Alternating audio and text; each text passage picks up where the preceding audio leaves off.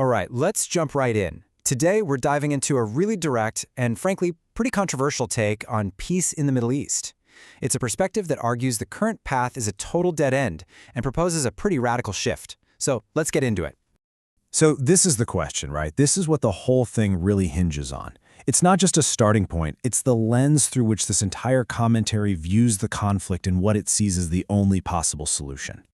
Okay, so first things first, we've got to understand how this argument frames the problem. And it's not seen as just another conflict. No, it's framed as something much, much bigger. A state of permanent, never-ending war. And that's the core idea, you know? The starting point here is that this conflict, as it stands, is basically designed not to end.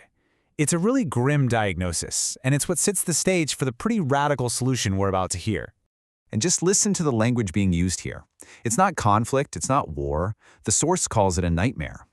And you have to know that word choice is completely deliberate. It's meant to paint this picture of an inescapable crisis that needs a really drastic response. All right, so if the problem is this huge nightmare, what's the way out? Well, according to this particular argument, the solution is a massive, and I mean massive, shift in U.S. foreign policy. This is where we see the pivot, right? We're moving from the diagnosis to the prescription. And the solution that gets put on the table, it's meant to be a total break from the past. And honestly, it's a bit of a shocker. And there it is, right there, just laid out in plain English. The argument is that this nightmare only stops when the U.S. says no. And the key thing to understand here is this isn't about some new negotiation tactic. It's about a complete and total cutoff. So what does that phrase, cutting them off, actually mean in practice? Well, the source suggests it goes way beyond just stopping aid. We're talking about questioning the very foundation of the alliance. I mean, that's a move that would totally redraw the political map of the entire region.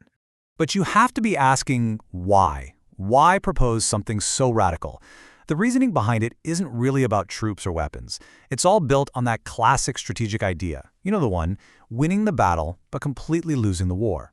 This is really the heart of the justification. The argument is that this conflict is being fought on two totally different fronts at the same time. And here's the kicker. A victory on one of those fronts might actually be causing a catastrophic loss on the other. So here they are, the two fronts, laid out side by side. On one side, you've got your military victories, right? The wins on the battlefield. But the whole point of this argument is that those wins come at this incredibly high price on the other side. The war for hearts and minds, the court of public opinion. And this is what it all leads to, the final verdict. Because in this way of thinking, that court of public opinion isn't just one part of the fight. At the end of the day, it's the only one that truly matters. So what is that verdict? Well, according to the source, it's delivered in just 2 words. It's not presented as a possibility or something up for debate, but as just a blunt statement of fact. And then the argument adds this one final, really damning detail. It's not just that Israel is a pariah, but that this status is, and I'm quoting the source here, for good reason. In this argument, that's like the final nail in the coffin for the war for public opinion.